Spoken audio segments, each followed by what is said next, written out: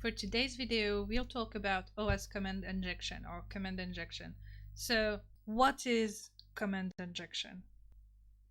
Command injection is the abuse of an application's behavior to execute commands on the operating system, using the same privileges that the application on the device is running with. And for example, achieving command injection on a web server running as a user named Joe will execute commands under this Joe user and thus obtaining any permissions that Joe has. A command injection vulnerability is also known as a remote code injection because an attacker can trick the application into executing a series of payloads that they provide, without direct access to the machine itself. In other words, an interactive shell. The web server will then process this code and execute it under the privileges and access controls of the user who is running that application. In other words, command injection is the ability to remotely execute code within an application. So these vulnerabilities are often the most lucrative to an attacker because it means that the attacker can directly interact with the vulnerable system. For example, an attacker may read system or user files, data, and things of that nature. For example, being able to abuse an application to perform the command "who am I" to list what user account the application is running will be an example of command injection. According to Contrast Security AppSec, the command injection was one of the top 10 vulnerabilities reported by them in an intelligence report in 2019. And vulnerabilities of this nature are constantly ranking in the top 10 vulnerabilities of a web application in the OWASP top 10 list. Now that we have an idea of what is a command injection, how can we discover them?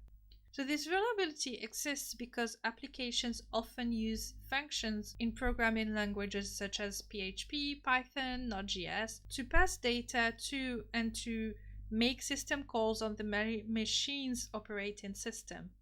For example, taking input from a field and searching for an entry into a file.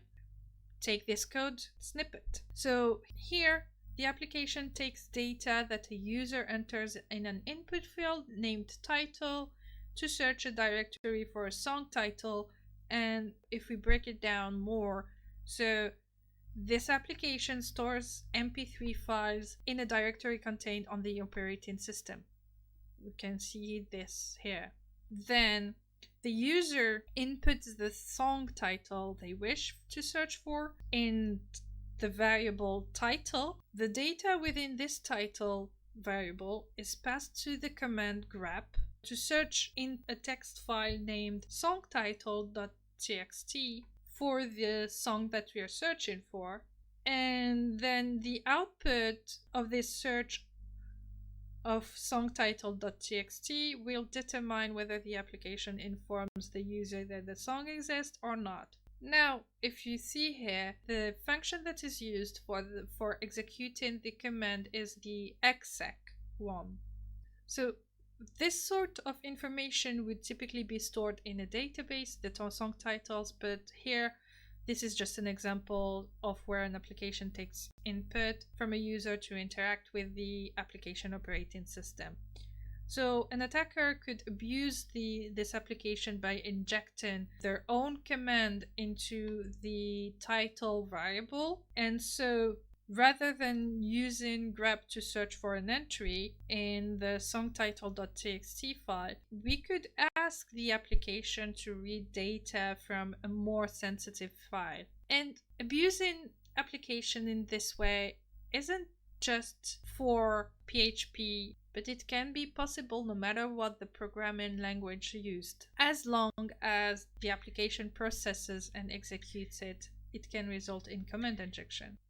For example, this code in Python, so it uses first and foremost the Flask web framework, and this is a package that is written in Python. Then a function that uses the subprocess package to execute a command on the device. And here we use a route in the web server that will execute whatever is provided. So here, if we have in the URL /shell, it will execute the shell. But if put here who am I, instead it will execute the who am I command.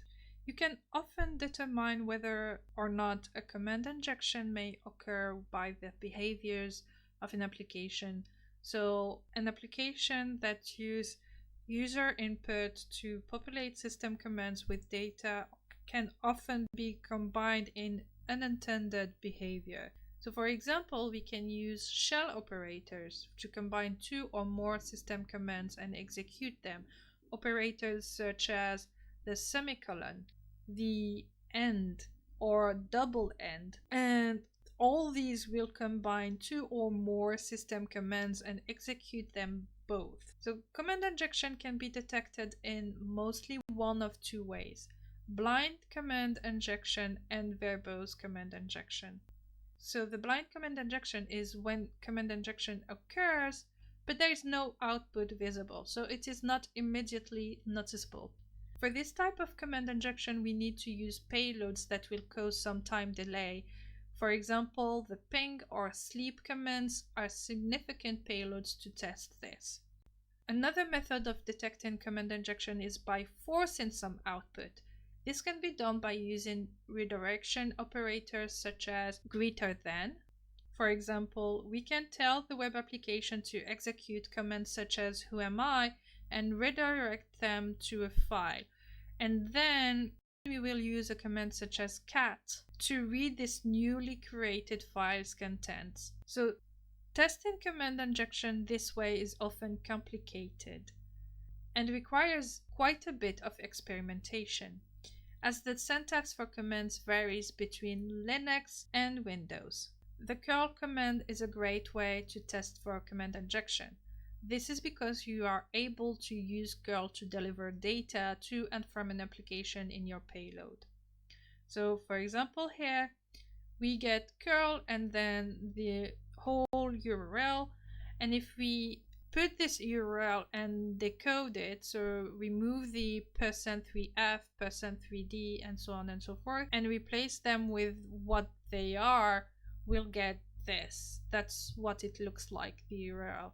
So the parameter is search, and the value would be the Beatles, but then you have the semicolon, and then the command who am I. Now, detecting this type of command injection, so the verbose one, is easier than the blind one, because verbose command injection is when the application gives feedback or output as to what is happening or being executed. For example, the output of commands such as ping or who am I is directly displayed on the web application. So useful payloads for Linux would be who am I that see what user the application is running under. ls lists the contents of the current directory. We may be able to find files such as configuration files, environment files, tokens, and application keys, and many more valuable things. There is also the ping command. This command will invoke the application to hang. This will be useful in testing an application for blind command injection. The sleep one is another useful payload in testing an application for blind command injection, where the machine does not have ping installed. The netcat can be used to spawn a reverse shell onto the vulnerable application, and we can use this foothold to navigate around the target machine for other services, files, or potential means of escalating privileges. As for Windows, there is still the who am I. Then instead of ls, we can use dir, which lists the contents of the current directory, and here we'll be able also to find files such as configuration files and so on and so forth. We can also use the ping or the timeout, and the timeout command will also invoke the application to hang like the sleep command for Linux. It is also useful for testing an application for blind command injection when the ping command is not installed. So how to remediate command injections? Command injection can be prevented in a variety of ways. Avoiding calling OS commands directly, minimal use of potentially dangerous functions or libraries in a programming language, filtering input without relying on the user's input, running application with the lowest privileges required, creating isolated accounts with limited privileges that are required for a single task. In PHP, many functions interact with the operating system to execute commands via shell. These include exec, pass-through, system, and this function take input such as a string or user data and will execute whatever is provided on the system. Any application that uses this function without proper checks will be vulnerable to command injection. So for example, here the application will only accept a specific pattern of characters, which are the digits from 0 to 9, and it's only then that it proceeds to execute this data, which is all numerical, which means a command such as "who am I" will not be processed. So sanitizing any input from a user that an application uses is a great way to prevent command injection. This process of specifying the formats or types of data that a user can submit, for example, an input field that only accepts numerical data or removes any special characters such as greater than and then also slash. So, for example, here the filter input, which is a PHP function, is used to check whether or not any data submitted via an input form is a number or not. If it's not a number, it must be an invalid input. So, how to bypass filters? Applications will employ numerous techniques in filtering and sanitizing data that is taken from a user's input. These filters will restrict you to specific payloads. However, we can abuse the logic behind an application to bypass these filters. So for example, if we have an application that may strip out quotation marks, we can instead use the hexadecimal value of this to achieve the same result. So when executed, although the data given, like here, will be in a different format than what is expected, it can still be interpreted and we have the same result. So for this payload, if we see, it's just hexadecimal. If we take this hexadecimal and we search for what it is, then we'll find that it's just /etc/password. passwd. So let's practice command injection by deploying the machine. Okay, so we are here on this place saying diagnose IT. Use this handy web application to test the availability of a device by entering its IP address in the field below. For example, the local host. So let's just put the local host here and see how it works. And we get the answer like the output of our ping. So if you want to do, so in the task, it asks us to find the flag, which is located in home/tryhackme/flags.txt. And it also asks us what user is this application running as. So let's start with the user. We'll have to try. So let's see if we can use the semicolon and put "who am I?"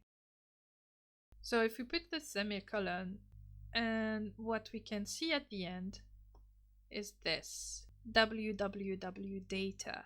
So we have the username. Now let's try and look at let's list what is in the directory where we are working on. So here it's these things. We could list also what's in the, so we are on HTML. And how about try and see if we can get the flag. So the flag is in home, but if you want to read it, we can use cat, the command cat, home tryhackme flag.txt txt. Let's execute this one. And here we go, we got the flag. But let's continue and look at what else we can find or from here. So another file that we would like to see or to get is e/etc/passwd and see if we can get the information. And here we go. So there is the root user and many other users, some are services and so on. So we can also try and see if what are the other IP addresses, if we can find them. So let's put ifconfig and see. There is no output. So let's try to add a file there. So we could add a file, like write a file exactly where we are. So with echo, I'm here. I'm just gonna write here and put it into a file like test.txt and then execute it and see. So here there is nothing that will be shown, but let's see if it is there. It was created first, and when we put the ls command, oh, here it is, test.txt. So what we can do now is read it to verify that that we can still find that. So here, that's exactly what I wrote. So we can write a file on the web server, and it could be a script file, like a PHP file, and then we could make a reverse shell, for example. But we'll stop here for now. Thank you for watching. I hope you enjoyed this video, and you'll find the resources in the description below. Have a good day. Bye.